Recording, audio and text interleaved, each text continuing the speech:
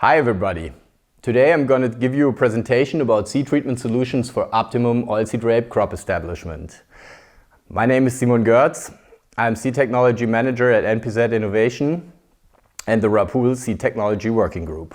So here, the RAPOOL Seed Technology Working Group was founded in 2012 by DSV and NPZ, plant breeding companies joining forces to cover the aspect of seed apply technologies. There, DSV and NPZ responsibilities and synergies are shared along different working areas. First, seed-applied insecticides, fungicides in chemistry and biological configuration are tested, as well as seed-applied soil conditioners, biostimulants, which are becoming more and more important, and seed-applied technical additives such as polymers and finishing powders for the optimum recipe development. And last but not least, the seed physiology aspect for optimum seed safety and compatibility with the seed treatments that we apply to our seeds and genetics are checked to make sure we get the best combinations. So some key facts. Every year we are running field trials with 1,500 yield plots at over 10 locations in our seed applied testing series with a new milestone system, now ongoing for over 4 years. And there we separate between a screening series with new innovations which are tested first, and then the best advanced to a marketing series where they're combined with the market standards to get the best products for launch. So we're capturing over 15,000 annual data points from the field. Further, we are also undergoing continuous regulatory review with the fertilizer directives, labeling instructions to define especially soil conditioners at the former legislation and biostimulants at the new. Besides, the regulatory guidelines are the 1107 for plant protection products and the 1019 for biostimulants for abiotic stress tolerance and nutrient efficiency. So, this is our testing network. In the testing network, you see the main locations, which are 4 in Germany, 1 in Czech Republic, 1 in Hungary, 1 in Romania, 1 in Ukraine. And at that network, we've been capturing data points on field emergence up to yield. And those 2 years, multiple locations data are shown in that graph. So here you're seeing the correlation, which is R² 0.6. So very high correlation of the actual field emergence in percent at the early stage of development of the plants in autumn, and the yield data. And you can see that according to the field emergence, the yield level grows. And showing this further on the field emergence of the plants per square meter, you can see that we have discovered 3 different groups on yield levels and field emergence. So the first group is the widest spread.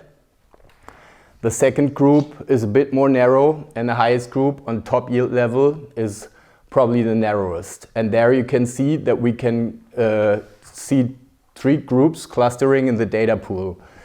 So from 10 to 30 plants per square meter, we are at 30 decitons per hectare or below. At 20 to 35, we're at 40 or higher. That's the middle group. And at 30 to 40 plants, we're getting at that top yield level of 50 decitons per hectare. That was seen in 2 years data of trials, and this is ongoing, so we are already curious what this year will bring.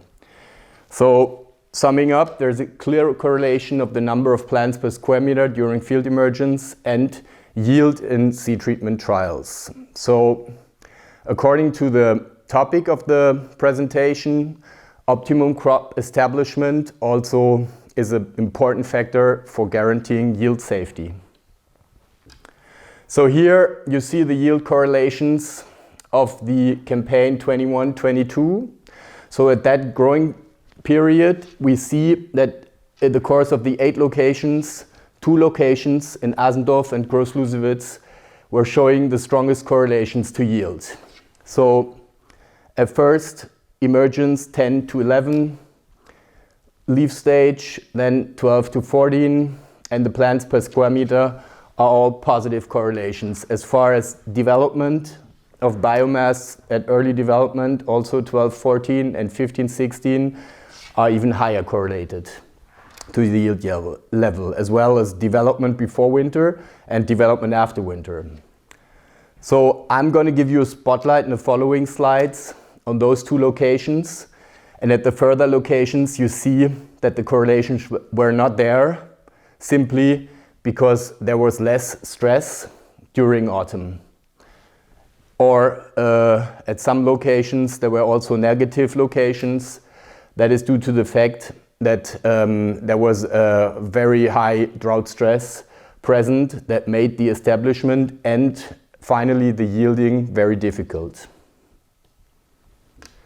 So here's an example from a high yield location in Hohenlied, which is in northern Germany. It was sown on August 21st in 21, and the picture you see is taken from October 5. So roughly 40 days after sowing.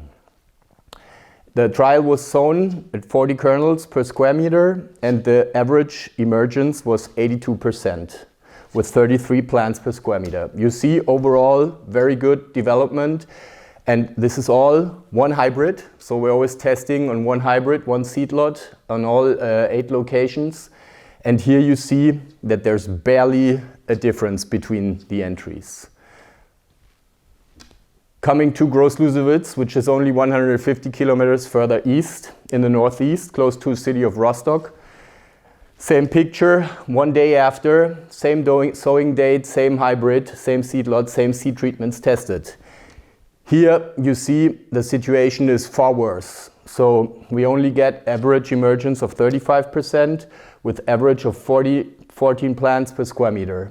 And you see that there has been high levels of stress and the plants are much smaller, and this is due several factors. So these are the plots 1 month after November 11. You can see there has been some regeneration, and you see several seed treatments. And at that location, we had the highest product differentiation due to these high stress levels. Those high stress levels were intensive precipitation, so very strong rainfall directly after sowing, generating a soil crust. And then also early pest pressure by cabbage stem flea beetle, which were causing those scabby plots. And right after, there was a drought period, which also followed by cabbage root fly larvae, which were decimating further plants, and a cold and wet October. So coming to the entries, Integral Pro and Integral Pro plus Comcat and Lumiposa were showing clear differentiation. So with the seed applied insecticide, we get additional protection against cabbage root fly, generating a higher early development score and 14% more yield. The seed applied fungicide with a biostimulant was not matching up to the performance of Integral Pro and Comcat. That was likely due to the drought. So you can see emergence was lowered significantly, as well as early development and yield in the end. The SAF plus Lumiposa was generating better results, which shows the clear superior performance of the seed applied insecticide Lumiposa. Going to Asendorf location, which was sown later, we had the highest product differentiation with regard to severe damping off, so soil-borne diseases such as Pythium and Fusarium. We measured that by testing the DNA of the soil. And there we saw that there was no Rhizoctonia present, but high levels of Fusarium and Pythium species. Followed by cabbage root fly pressure as well, and afterwards cold and wet October. So here you see that the SAF plus biostimulant was superior to Integral Pro and Comcat, simply because Integral Pro does not have that broad protection as a synthetic fungicide. But the yield levels in their end were not so high differentiating, and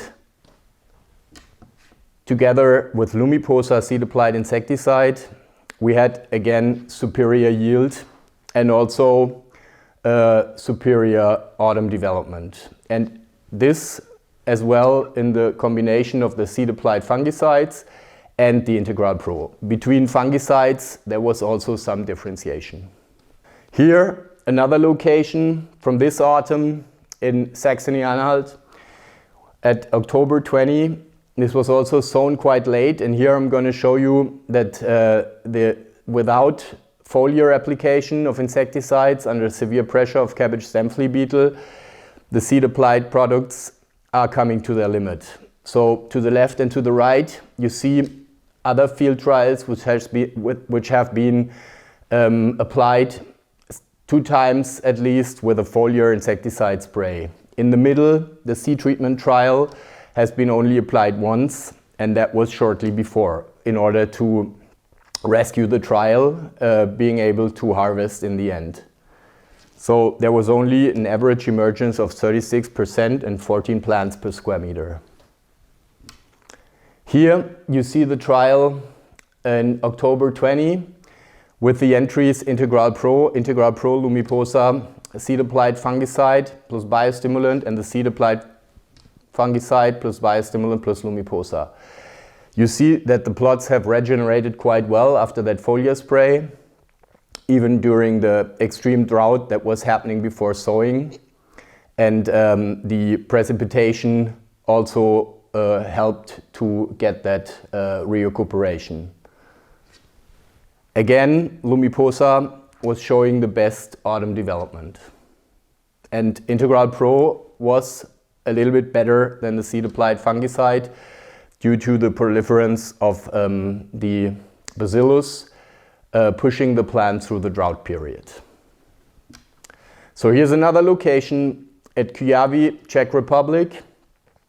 Sown also September 2nd with 40 kernels per square meter. And this picture was taken 1 month after in October 5 in 22. The emergence was 61%, only 24 plants per square meter, but it was hardly hit by cabbage stem flea beetle, and the cold and wet conditions was further hindering the plant development. So again, 1 month afterward, you can see the regeneration of the plots. And here you see that Integral Pro and Lumiposa was much better than the months earlier. So they had average emergence of 46 and 48%, where the differentiation was not so big. But with addition of Comcat biostimulant, the plants were much more dense and had better emergence, almost 20%, and also higher early development score at 15 to 16 leaf stage. Thanks a lot.